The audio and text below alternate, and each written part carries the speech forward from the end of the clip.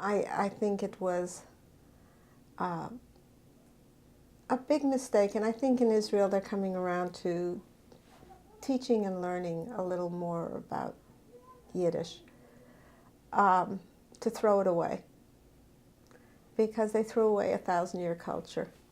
And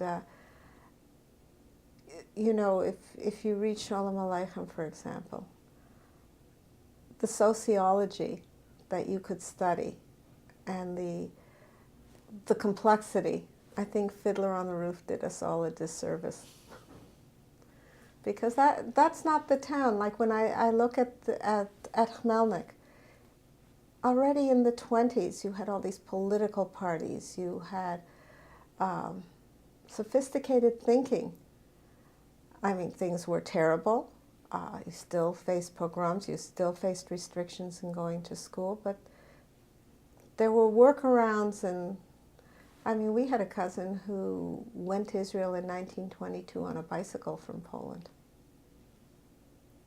And we met him when we were in Israel a number of years ago. So there, you know, but all of these stories are in the journals.